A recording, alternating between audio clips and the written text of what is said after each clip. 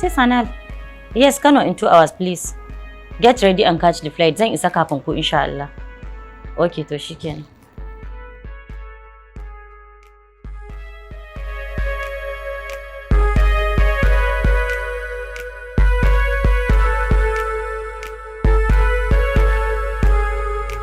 Hello Malam Garba. Yawa barka dai. Nace Malam Garba. Da Allah ina bukatan gida ne a Nasarawa GRA sannan ina bukatan uwa da uba na boge. Ga nan shigo a Kano nan da 2 hours. Hajiya Ofe kenan. Ba matsala Hajiya. Komai zai kammala kafin ki karaso. Sai dai wani hanzari ba gudu ba.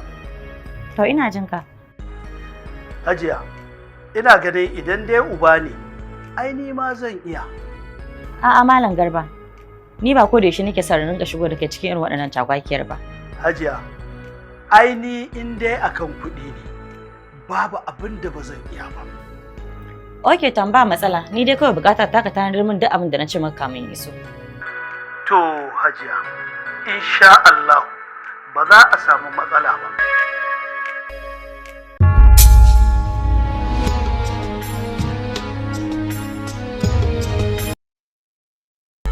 Amina kenan, ƙanwata ta kaina. Ashe rigimar da muke yi da ke ba rigima ba ce, tsantsar ƙauna ce. Gaskiya na yi matuƙar rashin ki ‘yar uwata.